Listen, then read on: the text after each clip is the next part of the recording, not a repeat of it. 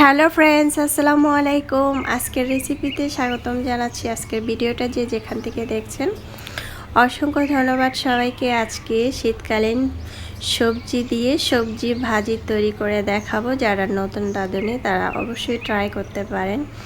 প্রথমে চুলায় একটি প্যান বসিয়ে এখানে 3 টেবিল চামচ রেগুলার রান্নার তেল দিলাম। তেলটা হালকা গরম হয়ে আসলে এখানে পেঁয়াজ কুচি দিয়ে দিলাম আধা কাপ। তারপরে এখানে দিয়ে দিব কাঁচামরিচ কুচি,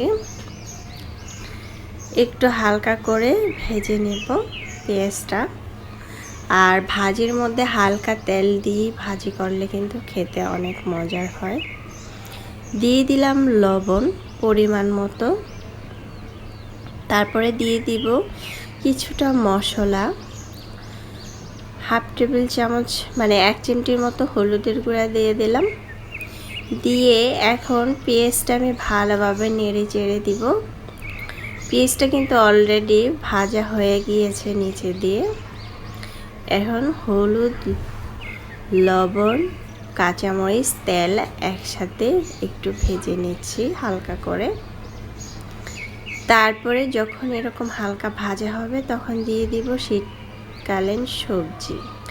আমি কিন্তু এখানে 5 মিশালের সবজি নিয়েছি। ফুলকপি, তারপর হচ্ছে শিম, তারপরে কাঁচকলা, তারপরে দিয়েছি বাসায় আর কি যা ছিল ঢেঁড়স, একসাথে দিয়ে আমি ভাজি করে নিচ্ছি। সাথে ছিল আলু। একটু নেড়ে ঢাকনা দিয়ে ঢেকে রেখেছিলাম। দেখতে পাচ্ছেন ভাজিটা কিন্তু একদম পারফেক্টভাবে হয়ে গিয়েছে। এরকম ঝটপট ভাজিগুলো খেতে কিন্তু অনেক মজার। আর এই সবজি ভাজিটা খেতে ভীষণ মজার হয়েছিল। চাইলে কিন্তু এভাবে ট্রাই করতে পারেন যারা নতুন রাঁধুনি। আশা করছি আমার ঝটপট এই রেসিপিটি ভালো লেগেছে। ভালো লাগলে অবশ্যই চ্যানেলটা সাবস্ক্রাইব করে লাইক দিয়ে পাশে থাকবেন। দর্শক বেশি বেশি ভালো থাকবেন, খাবার কখনো অপচয় করবেন না। দেখুন ঝটপট আমার আজকের ভাজিটা এতটা তাড়াতাড়ি হয়ে গেল আর এতটা মজাদার হয়েছে আর কি বলবো। এটা কিন্তু যে কেউ পছন্দ করবে। চাইলে এখানে একটু জিরার গুঁড়োও দিতে পারেন।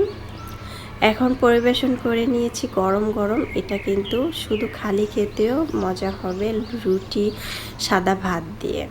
আল্লাহ হাফেজ, এনজয়।